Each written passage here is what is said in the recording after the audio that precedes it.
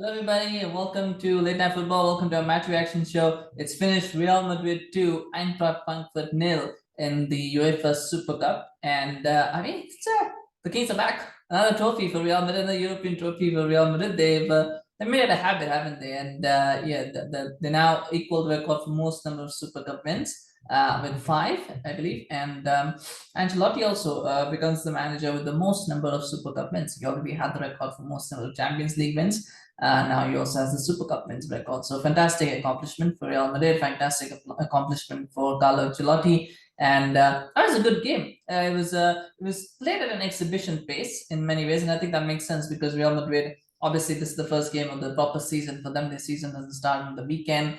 Frankfurt, they conceded 6 against Bayern, so I think they probably were a little bit conservative. They didn't want to get hammered again, so they kind of started off a little bit, conservative. There were some interesting points from that game, and I thought Frankfurt were the better team probably for the first 10 15 minutes. I thought they had a couple of good chances. Kamada should have scored. Again, the Real Madrid's issue this season, if at all, will be on the press. And I'll talk more about that later, but that was, Mendy was pressed. Out of the ball, and then it's a nice little slip in for Kamada, and he really should have scored.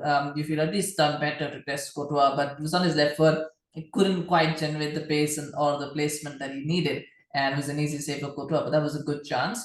And then, of course, Madrid slowly started to get into the game. I think after the 30th minute, they just figured, hang on, we need to kind of control this game. In the 17th minute, though, there was another good chance. I think it was Vinicius, wasn't it? It was Vinicius because it was a brilliant play, and it comes out to Benzema, and he finds Vinicius. And I actually thought Vinicius took a touch and then hit it because Tuta made a fantastic block. And it was such a good block that I thought Vinicius had actually taken a touch and then shot, which gave him time to come back. But no, it was first time shot, and then Tuta still managed to get back and block it. That was probably the play of the game for me. It was fantastic all around football, great attacking football, great defensive awareness, great defensive football. I think it was just fantastic play.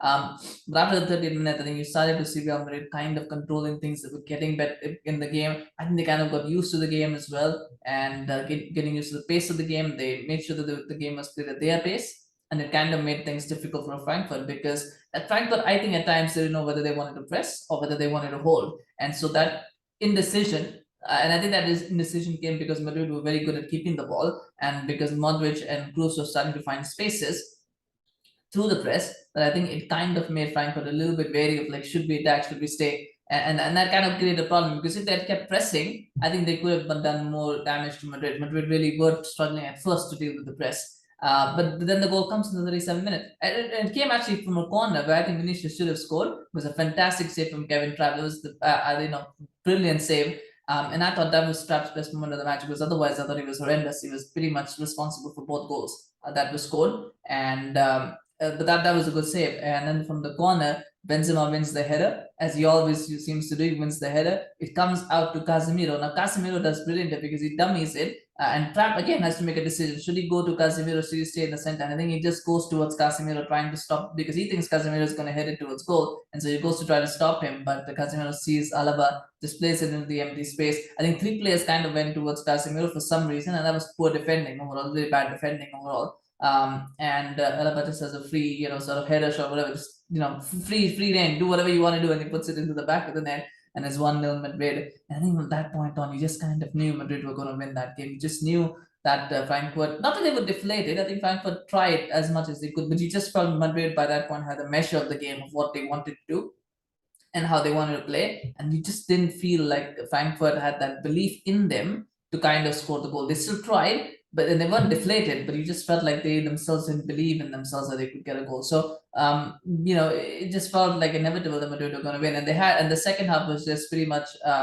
it was just Madrid dictating how they wanted to play for most parts of the game. It was just they were saying, this is how we're going to play. If you want, try and disrupt us, try and change the way we play, but this is the way we're going to play. And Frankfurt, they tried, they had glimpses. There's a good opportunity for, I think it was Knopf, wasn't it? He had a good chance, kind of got caught in two minds again, didn't know whether he wants to cross it, shoot it, doesn't get there. There was a couple of other half chances. Then Borre had a moment as well, an opportunity as well.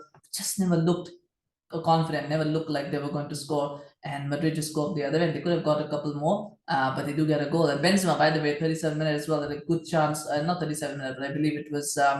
I think just right after the goal, I think towards the end of the first half, he had a chance to make it 2-0, and he uncharacteristically missed what was a simple one-on-one, a straightforward one-on-one. He missed the target, but he does get a second. But he does get his goal. It's a wonderful run again from Vinicius Jr. And how many times you've said that? Pacey, I thought he might have been offside at first, but he wasn't. He timed his run to perfection. And it comes out to Benzema, and Benzema just hits it. And again, Trapp should do better. He should be saving. He should at least be getting a hand without trying to save it when it just goes through his body, because he has no idea where the ball is. And I thought that was poor goalkeeping as well. Especially at that level, you expect a goalkeeper to be making that kind of save. But Benzema is Benzema. He finds ways to score goals when he shouldn't, and he makes it 2-0. And at that point, the belief kind of went away from, they were deflated. I think Frankfurt, they were just kind of going through the motions. At that point, they knew they were beaten.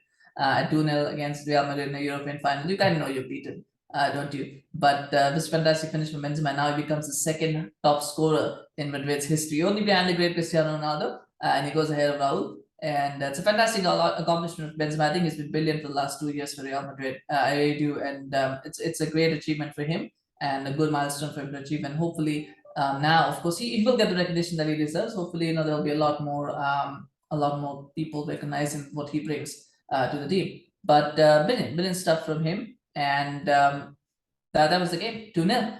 The only issue, I think, from Madrid's point of view, would be the press. And I keep saying this: they will have a problem against teams that press high and press with high intensity. I don't think Frankfurt did it for long, but whenever they did it, they troubled Madrid. And because of that midfield three, because of that age, that intensity is going to be the key factor. Can that trio withstand the intensity of the higher press from the Manchester Cities, the Liverpools, the Bayern Munichs of this world? Can they do that? That would be the question. I think aside from that, they look pretty decent. I'm still not sure if they'll win. I don't think they'll win the Champions League this season. I think, but that's Manchester City's to lose, really. From what I've seen so far, I'm not going to change my opinion.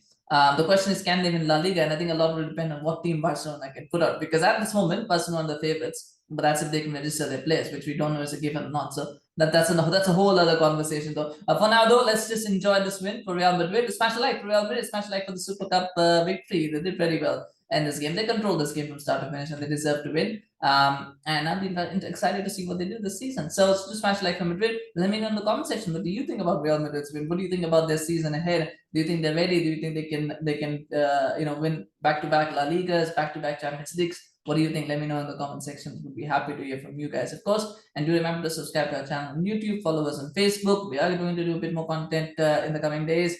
The football's back, and so there's a lot of match reactions, a lot of transfer news, and we're going to do videos for that. So do subscribe so you get notified every time videos drop. Thank you so much for watching. We'll see you again soon. Bye-bye.